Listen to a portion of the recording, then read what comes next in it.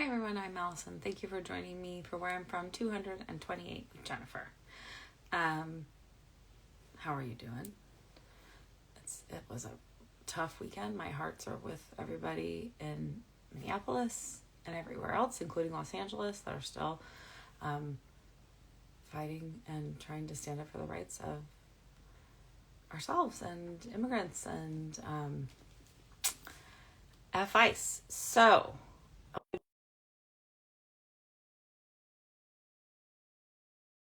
by Nina D. Navahi. It's a memoir about her time in the real love cult.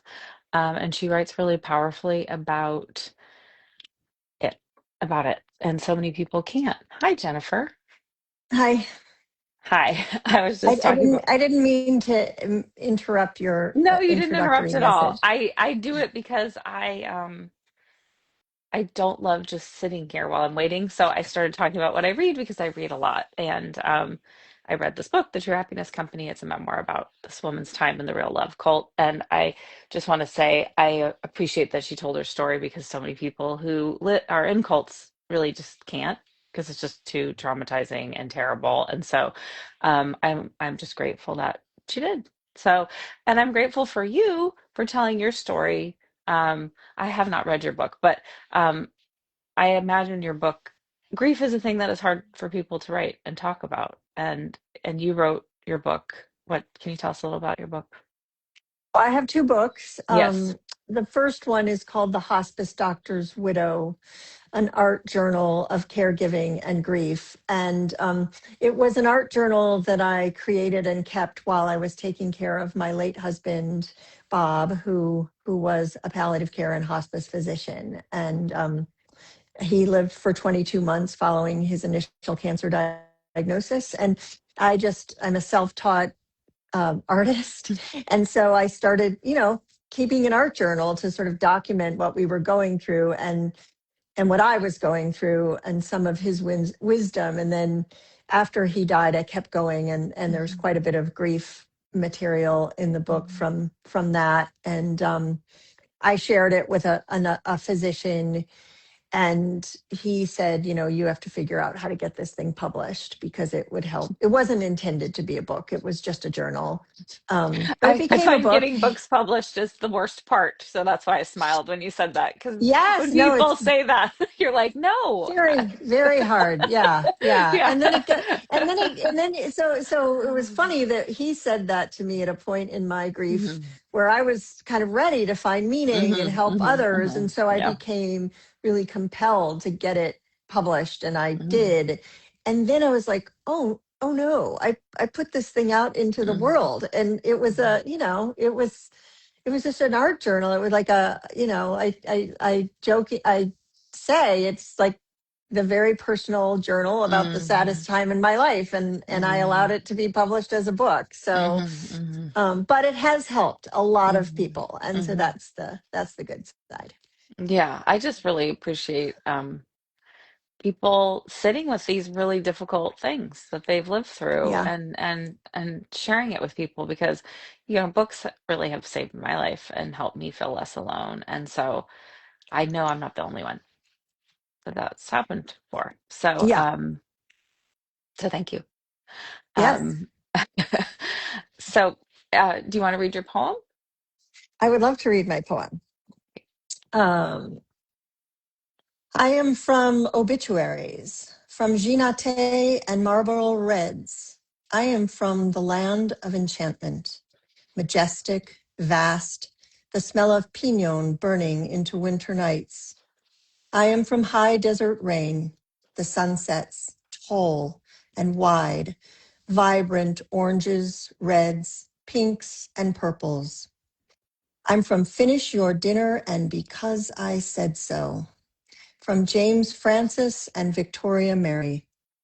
I'm from Love and Rage, some mercy, mostly blame.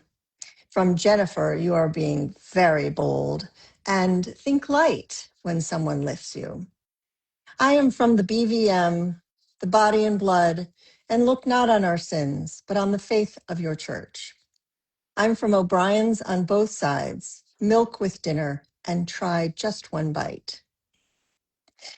From the beautiful boy who died at 13, the bereaved mother and father who followed not quite 20, then 40 years later. In an old steamer trunk downstairs in a storage locker, photos in stacks and bundles in some semblance of order that will mean nothing when I, a childless, orphaned widow, die. I'm gonna clap. Doesn't feel appropriate. Um, thank you. That was Thank really a gut you. punch when I read that. I was like, oh, it's I I guess there's truth in that. And that's like part of grief is dealing with truths that are uncomfortable. hmm Yeah, for sure. I had never heard of George L. Lyon and this Hmm. her poem and the exercise. And you were the one who introduced me to that, and I became just kind of consumed with it when I first discovered it. Yeah. And can highly recommend it as just an incredible sort of self-discovery Yeah. and development Yeah. exercise. It was really wonderful to work on it and to sort through just that core Hmm. and answer those questions in a way that then hopefully turned into a poem worth reading and It definitely hearing. did. For me, there's always things that resonate with me personally, no matter whose poem it is. It's such an interesting experience, no matter the age or the geographic or race or gender, any of it. Um, So and for true. me, Jean Naté is like, I know, right? oh man, yeah, that's a really specific, those ads, just this sort of Yeah. idea that you needed to have that on all the time, which is just wild to me. I don't wear any scent, so like, why would I want that? But it Well, that was. was right. It was the Jean Tay is a reference to my mother, and the Marlboro Mhm. Reds are a reference to my Mm. father. Yeah, my Hmm. mother always had a big bottle of Hmm. Jean Tay, and I, Yeah. I don't know how often she wore it. I mean, certainly she had a certain fragrance to her, Yeah. but yeah, it was definitely always Hmm. there in the bathroom. Yeah. And it's like, yeah, I looked it up at one point because I was writing something and I thought about it. It was just, yeah, that. And I mean, so I had to look up BVM. So it's an order of Catholicism. Is that correct? No, no, no. It stands for the Blessed Virgin Mary. Oh, okay. Okay. So Yeah, that's just what you yeah, called and her. a lot of well, a lot of Catholics abbreviate the Mm-hmm. various Hmm. names. Our Lady of Guadalupe is OLG. It's not necessarily the most respectful way to refer to her, but it's the way people often will Hmm. refer to Hmm. her. Yeah, Well, I mean, I yeah, guess yeah. JC for sure with Jesus Christ. I mean, we get a lot of Sure, that. sure. Yeah. Yeah, Yeah. yeah. Um, okay. Yeah. I mean, my brothers and my father were Catholic, but I was the second family, so I was not. So I have like, Ah, it's there in my right. consciousness. Like I know more than the average non-Catholic, but I was not Catholic. So, yeah. So Yeah. Catholic things always feel sort of familiar, but Yeah, yeah. not lived. So I was similar to you. I had not, did not know the poem, didn't know George L. Lyon before I first did this exercise. So I feel also grateful to have been introduced to it. Well, What were you gonna what's say? interesting is while I didn't know her, I had gone to a meeting, I guess Mm-hmm. it was 3.5 years ago now, and the last keynote was a theater group from, I believe, from Minneapolis, and they recited these Where I'm From poems, and Oh I was wow. fascinated by them, seeing Oh them cool. performed, right? Hmm. And I thought to Yeah. myself, how do I do that? But Hmm. Hmm. I was fairly passive in the whole thing, Hmm. and then just it didn't occur to me that it was out there in the world until you brought it to my attention a few months ago. Yeah. And then I was like, oh, this is what they were Hmm. doing. They Hmm. were, yeah, yeah. I really love it. In Yeah. fact, I put a free download on my website. It's a much bigger than this but it includes the exercise. It's a self-discovery Oh, cool. journaling prompt for self-discovery, but also for legacy, because Mm-hmm. I try to get I deal a lot in end of life and Hmm. helping Hmm. people be present with their loved ones when they are nearing end of life. So this has a bunch of these types of exercises that are interesting to, just learn more about the person that you're caring Yeah. for before they Yeah. die. Yeah, Yeah. And I think so often people wish they had asked certain things, but it's very difficult when you're in it to think of what those things would be. So what a gift that you've given absolutely. people some jumping off points, because you're just Yeah, so yeah. overwhelmed often. Yes, no, it's very, very overwhelming. And of course, we don't talk about it. No. So Mm-mm. not it's the biggest thing that happens to all of Yeah. us, really, Yeah. is to be with or is to lose someone you love. I mean, really, it happens to everyone and it's big, and yet we do zero preparation for it as a society.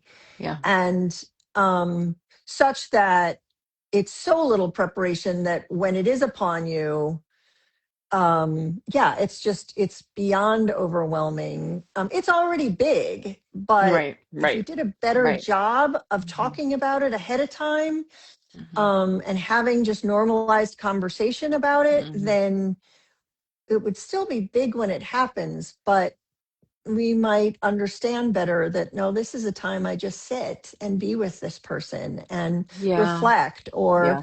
ask some questions, or say I love you and I'm sorry, or whatever it is needs to be said. Hmm. Yeah. I've been I lucky that I've been able to do that with most of the people that I've lost. hmm. Yeah.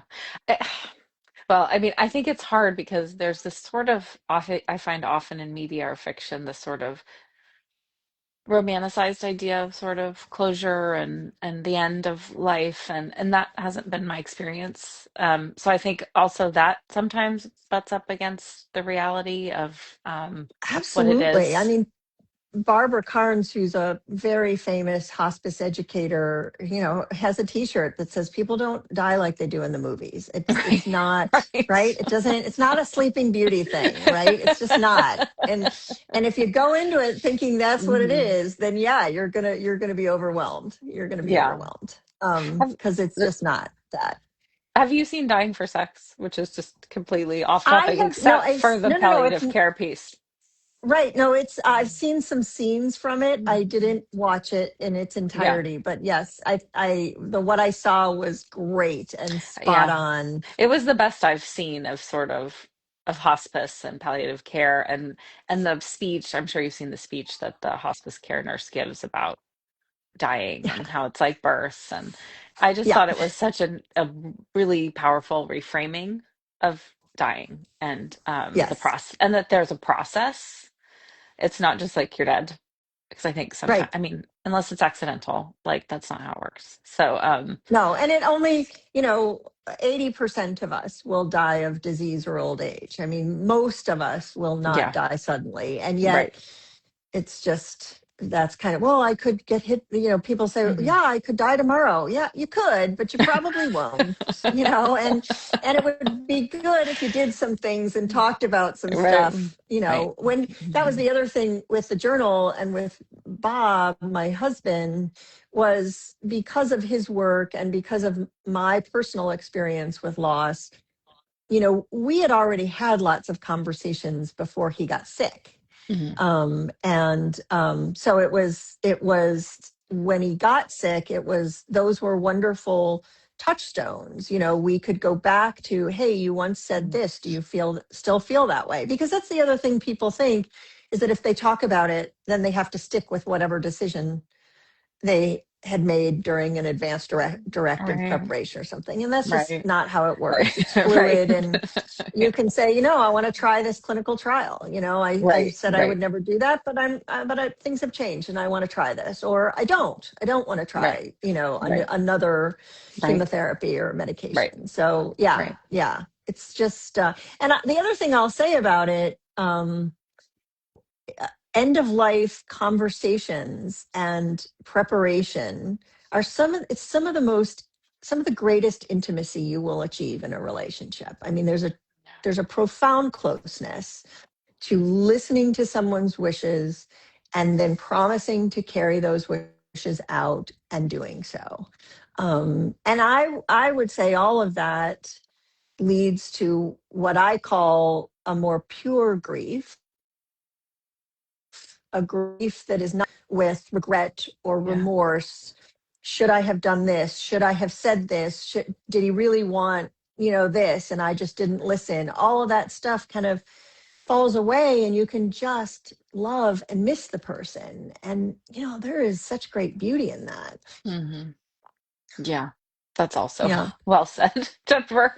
I agree with you completely, and I feel, I mean, we've done our advanced care directives, my husband and I, and then I've talked through my mom through her plan, and it is, yeah, I would agree that it's very intimate. And I think that it's interesting talking about like an advanced care directive. It's to me it's kind of similar to a birth plan in a lot of ways. Like you have these ideas and you think this is what you might like, but then you are confronted with what's actually happening and you Right. may have to adjust. And there's no shame in that. Like it's just a Right. jumping No, off. It's a but when you're, conversation, you know? right. And I didn't have any kids, but I know I worked in Hmm. obstetrics for a while Hmm. and Hmm. I know how that works. And, you talk with your midwife or obstetrician, you talk about episiotomy and Yeah. C-section, right? And, Yeah. it's so you talk about all those things. Some of them happen, some of them don't. Right. Maybe none of them, Right. but you talk about them Yeah. and you go and visit with a professional. The what's called the global maternity package includes 18 to 20 visits with a Mm. professional before Right. labor. Right. Right. Do we do any of that with death? No. Right. No. Right. Yeah, I If we actually was just, just reading a yeah, sorry, go piece ahead. by someone. Oh, I was just reading a piece by somebody who was an oncologist talking about the importance of palliative care and how so many people just aren't even really aware of it and think it's only for very specific scenarios when it's really available to all who are And coming to can the end of be life, well, palliative care is even before. actually appropriate long before Hmm. and can be provided alongside curative treatments, alongside life extending treatments. Hmm. It's actually frequently a lot of the professionals who don't know the difference between palliative care and hospice and lump them together as though they're Hmm. synonymous. Hmm. I actually have another free download on this topic on my website because it's such a problem. Hmm. Because a lot of times a patient or a family might say to the oncologist, we'd like a palliative care consult, and the oncologist, misunderstanding, thinking As that it's the hospice. same as hospice, will say, no, no, Hmm. no, no, no, we're not there yet. Well, that's an indication that somebody doesn't understand the difference. Because Hmm. I had text communication with one of my late husband's palliative care patients 3 days ago. She is still very much alive. None of his hospice patients are still alive, have outlived him, right? So what, yeah, I have to check out the download because I feel like I sort of know the difference, but I probably need to know better. And we have a question, how to deal with the Yeah. grief which happens to fall on our head because of the loss of a relationship, how to deal with those never-ending thoughts. Yeah. Yeah. You talking about a relationship that has broken up, Not clear if it's a that kind relationship, of grief. yeah, or if it's a relationship that has ended and then that person dies. Because that is also I'm not Oh, sure yeah. which it is, because that is a kind of grief as well, that where you're not in the relationship anymore and the person dies. Oh, she said yes. Sorry. Yes to which one? Sorry, we're So, talking. honestly, it means a regret and a sorrow at the same time. Sure. Yeah. Um, I'm no expert in this. I'm Breaking simply a somewhat breakup. Okay. experienced, A breakup. somewhat Oh, a breakup. Oh, I see that. Hmm. Yes. Hmm. Yeah. Oof, a breakup. I was just talking to someone about this today, how in some ways a breakup is harder than a death, in my opinion.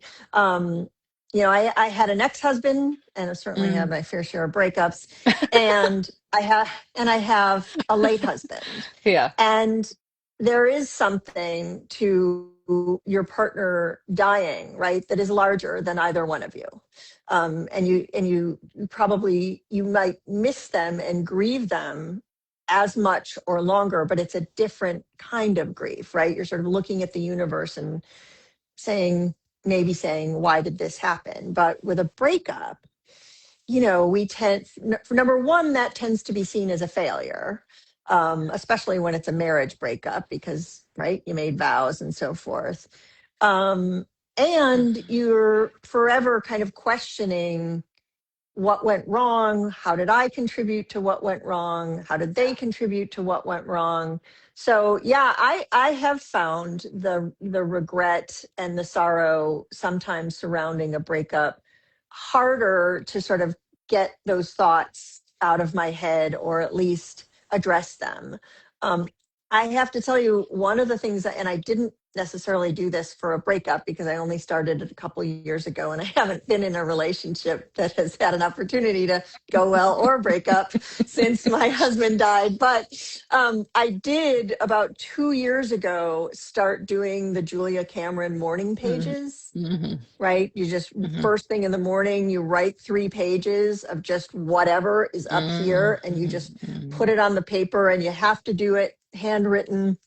I get those cheap college ruled, spiral Yeah, notebooks, just and a yeah. pen that just writes really smoothly so I can just boom, Mhm. boom, boom, go. Mhm. And I will tell you that has helped me tremendously Mhm. with, because I suffer from the same thing. Too many thoughts, they're bouncing off Mhm. the inside of my head.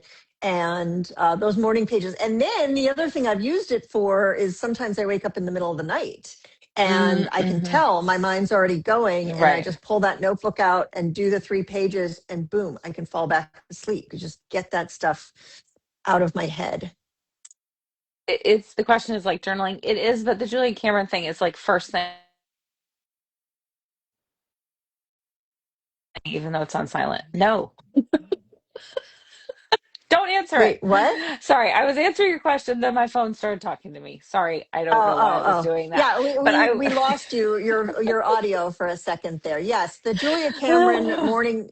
Yeah, look up Morning Pages by Julia Julia Cameron. Cameron, because it is pretty specific. It's not simply journaling. Right, It's first thing in the morning, 3 pages, uninterrupted. If you don't know what to write, write, I don't know what to right, write. I don't know right. what to write, until something comes to you. What I tend to do when I'm doing them and I feel like it's not particularly productive, is I just write, how do I feel? And then get into feelings, or Mm-hmm. what, Mm-hmm. even your to-do list, Mm-hmm. something that's gonna, yeah. And it's really been amazing for just helping me get some of the crap out of my head Yeah. and get the focus, get my priorities straightened out. Because number one, you just get the crap out and then you can focus on the priorities, or or you're focused right away and you're like, this is what's going on and I got to work. I Yeah. have a Yeah. big conversation in 2 hours. And yesterday morning, my morning pages were so productive just about this conversation that's coming up. So, yeah, I mean, this is an important conversation too, but I have another one later today. It's okay. I wasn't like, what? It's not me. What? Another Um, I, conversation? I mean, I personally don't want this to be important. I don't want people to stress about it. So I was actually happy to hear you weren't doing morning pages about it because I do want it to just be kind of enjoyable, and like there's Yeah, no wrong no, answer. That's it my hope really, that it no, it feels like has that. been, the thing that I stressed the most about was getting on the Instagram live. I mean, just You because got that's such stretched a a lot. weird, right? Right? Yes. It's so weird. So And they and you're said, like okay, watching the yay. screen. Thank you so much. This helped me really. So I just wanted you to see that because it's always nice to Yay. I was just going to give a little I agree too. What's nice about morning pages is that there's no wrong answer, which is funny because that's what I'm saying about this too, but I just think it's really important to just what we're feeling just it's not wrong. And I just No. like it's not Well, wrong. And I think there's so much pressure. I was listening to you answer the question because I wasn't sure how I would answer it. And I think there is a lot more pressure to get over breakups, right? When yes. there's a pressure to get over death as well. as we both Oh, know, a but ridiculous yeah, pressure to get over there death. is, Yes, which is just it's a like, complete misnomer. Yes, yeah, yes, yeah, it's so strange. But I think breakups even more, it's like, oh, get out there. People just really want the turnaround really quickly. And I think if you have any like feelings of, like you were saying, regret, it's like that is I thought what you were saying was very true. Like if you do have clean grief with someone you love, that's very different than this kind of regret and sorrow that you might have from the yeah, break. Yeah. Yeah. yeah, yeah. Yeah. There's all kinds of grief. I Yes, mean, I've been saying that especially recently. I just feel like we're collectively feeling so much grief as a so country, much as grief. a Yes, world, from the pandemic, from what's happening with the Cheeto that we are stuck with, all of these things, like we're just, I mean, what we saw, the murder that we saw this weekend, like we're carrying so much grief with us. yeah, And I think sort of that's part of the reason we are where we are. Like, let's just talk about it and normalize it. right. Right. Well, and become more literate about death and grief. I mean, Yeah. that's part of the problem is that Yeah. I can't tell you how many people refer to my late husband as my ex-husband. Not my ex-husband. I got one of Oh, those. interesting. Still alive, you know? Got one of those. I got a late husband, I got an ex-husband. Two very different Right. things. Yeah, and I'm Yeah, guessing yeah. very different feelings too associated with them Very too. different feelings. Very Right. different feelings. Yes, yes. So, that's part of that illiteracy of not truly understanding there's a big difference. Yeah. And saying back to your get over it thing, so many times the question is, well, do you feel like you're past it? Do you feel like you're never? I will never be over it. Right. Just like Right. you will never be over the love you have for a living human Yeah. being, right? Like we don't get over, you're not over the love for your husband who's still alive, and I'm not over the love for my husband who happens to have died. Like, period.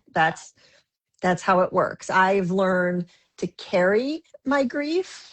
It has gotten. I have learned to manage it. But I'm not going to get over it. That no, that Yeah. would The whole getting over it thing is there's a just is a bad thing there's a that I've carried yeah as well. It's there's like I'm not getting over it. Go ahead. right. There's a song by the Talking Heads. It's I think they refer to it as the This Must Be the Place, the naive melody. And there's a line in it says, "Will you love me until my heart stops? Will you love me until I'm dead?" And the answer is no. I will love you until I'm dead, until Yeah. my heart stops. Right? That's Yeah. I still love Bob. Right. I Yeah. still love my brother David. I still Right. love my mom and dad. Right. Yeah, Yeah. yeah. That part always makes me choke up in the song. Yeah, it does. It's a good. That's one of my all-time favorite songs. Yeah, it's Yeah, such a beautiful song. Yeah. So even such you a just good talking about song. it, I got choked up. Yeah, So well, we didn't anything else you want to say about the poem, or we didn't talk about the poem that much. I did want to acknowledge the loss of your brother though. I yeah, yeah. That's so He young. was in a motor vehicle accident, and Mm, he lived for in a coma for 3 weeks after oh, the accident, and then yeah, there was no brain activity, so my parents had to decide to extubate him. Yeah. it's Yeah, hard. his name was David. He was, I think you and I have had some brief communication about Yeah. sibling loss. Having, lost everyone in my immediate Yeah. family, including my husband, I will put the loss of my brother and the loss of my husband in a similar, they are more similar than the loss of my parents. Your Mm, parents are supposed to die before you do. Your little yeah. brother is not. I knew my husband would probably die before I did because he was older than I, but I certainly didn't expect it to happen so soon. Right. So that's just your sibling is just like you. We went through a lot together. Our parents were divorced. We were very close. Yeah, it just cut to the core. And I was only 18, and his death, completely shaped me. It has shaped Yeah. who I've become. Yeah. Um, yeah, It does. I think in a way that I yeah, nobody was really talking about. And I mean, I was 10, so it's like just the sort of, and other people in my life had also died, like family, friends, and relatives. So just permanence didn't really ever happen for me. You Right. know, Right. bel believing Yeah. that there is permanence, which is, there's a positive and a negative to that, but Yes. it just Yes. left But me a it little at loose ends. yeah. Yeah. It can be very unsettling, especially at a young age, to have that permanence pulled out from under you. Yeah. Yeah. But Or that sense of permanence. Yeah. yeah, yeah, yeah. But I am grateful for the increased conversations about death and dying, and great, and thank you for the work you're doing. And I think sometimes people are surprised when I talk about grief, like I'm still laughing, like these things coexist. It's not just somber. Totally. No, Uh, no, it's not all tears. yeah, It's yeah, you can have a great time talking about the person, laughing about stuff you yeah, used to laugh about, yeah, or just whatever, making jokes, and you can have joy, you can experience relief. I mean, I experienced relief after both my mother and my father died. My responsibilities there had ended, and yeah. they both had dignified, peaceful deaths. And yeah, so I had some relief. And that's a perfectly reasonable response, Right, or right. There's or no reason to element feel of guilty. grief. Hmm. No, Yeah, absolutely right, not. Yeah. right. Yeah. Well, I'm going to check out the free resources on your website. What is your website again, Yeah. Jennifer? Jennifer A. O'Brien .com. No Hmm. apostrophe in the O'Brien, because that would just mess things up. No, The we can't do apostrophe that. is such a problem in the digital age. My poor people, they're discriminated against by the digital age. But yeah, Jennifer A. O'Brien Mhm. en.com. Yeah, I have a ton of free resources. And I've really taken great pride in developing some pretty good ones.